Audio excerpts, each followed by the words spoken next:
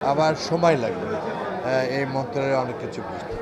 অযথা নিজেকে অনেক কিছু এটা খারাপ, যতটুকু জানতে হবে ততটুকু বলতে হবে এবং সবাই মিলে কাজ করতে হবে।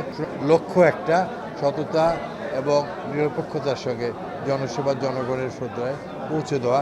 যে ভূমি মন্ত্রণালয় সম্বন্ধে জনগণের যে ব্যাপক দুর্নীতি অনিয়মের যে আছে, সব মন্ত্রী যে ছিল আগে যাবেন, সেই সবচেয়ে বড় দুর্নীতিবাজ ছিল হাসিনার সমপর্যায়ে।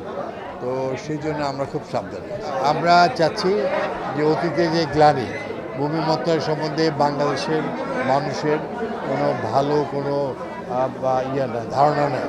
আমরা চাচ্ছি যে সবাই মিলে, আমি আমার সঙ্গে আমার প্রতিমন্ত্রী, আমাদের সরকার অত্যন্ত স্বচ্ছতার সঙ্গে সততার সঙ্গে আমরা যেন কাজ করতে পারি এবং সেগুলি কিছু কিছু আইন সংশোধনী যদি আনতে হয় পার্লামেন্টে, সেটা আমরা আলোচনা করছি।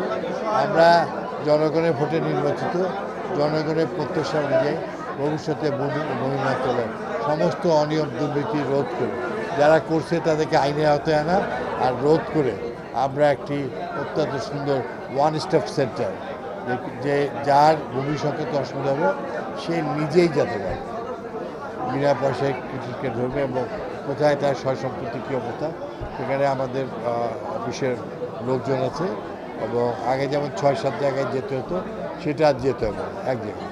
এরকম অফিস সারা বাংলাদেশের ডিসির অফিসের পাশাপাশি বসবে।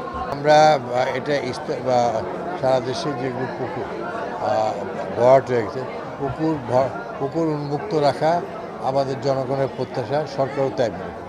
কিন্তু কিছু ভূমিদস্যু ব্যক্তি বিভিন্নভাবে ভূমি মন্ত্রণালয় না হয় অন্যান্য কাছ থেকে নিয়ে এগুলো সব ভরাট করিয়া করে জনগণের সুবিধার্থে এবং জলবায়ুর সুবিধার্থে, প্রকৃতির সুবিধার্থে এই সমস্ত কেউ যদি ভরাট করে তাকে তো অবশ্যই উপযুক্ত ব্যবস্থা নেওয়া হবে।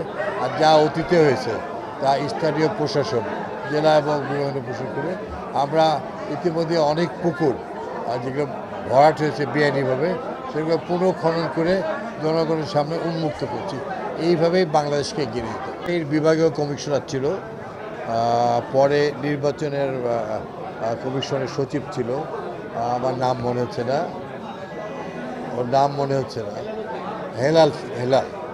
হেলাল কুখ্যাত হেলাল নির্বাচন কমিশনার সে, এবং কিছু আমরা যেটা করছে এটা আমি আপনাদেরকে অনুরোধ করব আপনারা অ্যাপ্লিকেশন করেন, পুরো তদন্ত করে এটা ক্যান্সেল করে দেওয়ার ব্যবস্থা করুন।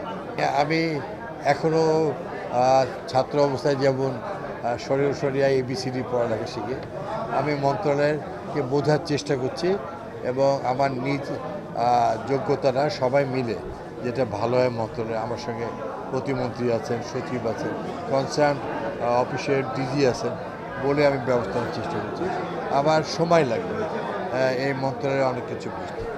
অযথা নিজেকে অনেক কিছু এটা খারাপ, যতটুকু জানতে হবে ততটুকু বলতে হবে এবং সবাই মিলে কাজ করতে হবে। সুনামগঞ্জে আমরা একটা মিটিং করব, মাঠ পর্যায়ে তাদের যে প্রত্যাশা সেই অনুযায়ী ভূমি মন্ত্রণালয় এগিয়ে যাবে।